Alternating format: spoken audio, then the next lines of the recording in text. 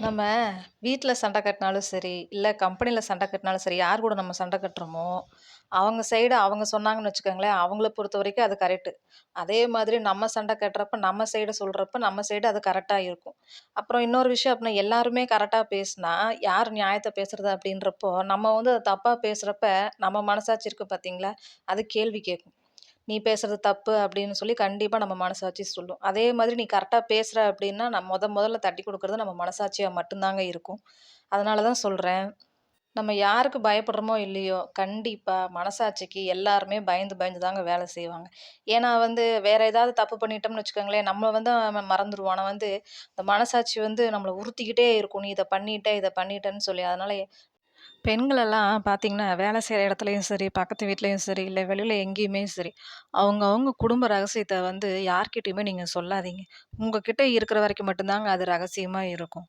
அது வெளியில போச்சுன்னு வச்சுக்கோங்களேன், அது பப்ளிக் ஆயிடும். அப்புறம் அதுவே சுத்தி வந்து உங்கள தாங்க டார்ச்சர் பண்ணும். ஃப்ரெண்டா இருக்கிற வரைக்கும் நீங்க எல்லாத்தையுமே சொல்லுவீங்க, ஓகே. அவங்களே கொஞ்சம் ஏதாவது ஒரு சடவு வந்துருச்சுன்னு வச்சுக்கோங்களேன், அவங்களே உங்களுக்கு எதிரியா மாறுவாங்க. அப்படின்றப்ப நீங்க சொன்ன விஷயம் எல்லாமே அப்படியே உங்களுக்கு ரிப்பீட் ஆகும். அதனால எவ்வளோ க்ளோஸான ஃப்ரெண்டா இருந்தாலும் சரி, அளவா வச்சுக்கங்க. க்ளோஸான விஷயத்தலாம் வந்து அவங்க கிட்ட தயவு செஞ்சு சொல்லாதீங்க. அப்படி இருந்தா தான் உங்க லைஃப் நல்லாருக்கும். ஹாய்ப்பா. இந்த வெளியூர்ல வந்து ஃபேமிலியோட செட்டில் ஆயிருப்பாங்க பார்த்தீங்களா? ஜென்ஸா இருந்தாலும் சரி, லேடீஸா இருந்தாலும் சரி, லேடீஸ கூட விட்டுருங்க. ஜென்ஸ்லாம் வந்து பார்த்தீங்க அப்படின்னா வந்து வில்லேஜ்ல இருந்து அவங்க படிச்ச படிப்புக்கு வேலை இல்லாம வெளியூர்ல சிட்டில வந்து தங்கியிருப்பாங்க. ஃபேமிலியோட தங்கியிருப்பாங்க. அவங்களோட பேரண்ட்ஸ்லாம் பார்த்தீங்க அப்படின்னா வில்லேஜ்ல இருப்பாங்க. சில பேர் வந்து அவங்க கூடயே கூட்டிட்டு போய் வச்சிருப்பாங்க.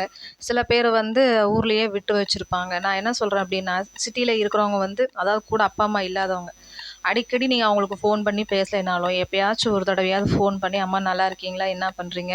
நீங்க கேளுங்க ஒரு வார்த்தை, "அம்மா நீங்க சாப்பிட்டீங்களாம்மா?" அப்படின்னு ஒரு வார்த்தை கேளுங்க. சரிங்களா? நீங்க என்னதான் ஆளுங்களுக்கு சம்பளம் குடுத்து நீங்க அவங்கள பார்த்துக்கிறக்கு ஆள் வச்சிருந்தாலும், நீங்க கேட்குற அந்த ஒத்த வார்த்தை இருக்கு பார்த்தீங்களா? அவங்களுக்கு உச்சியே குளிந்துரும் பார்த்துக்கோங்க. "எப்படா நீ ஃபோன் பண்ணுவ?" அப்படின்ற மாரி ஏங்கிட்டு இருப்பாங்க. அந்த அளவுக்கு அவங்கள ஏங்க விடாதீங்க. முடிஞ்ச வரைக்கும் அவங்களுக்கு அடிக்கடி ஃபோன் பண்ணி அம்மா, அப்பா கிட்ட நல்லபடியா பேசுங்க. ஏன்னா, அதுதான் அவங்களுக்கு முழுக்க சந்தோஷமா இருக்கும்.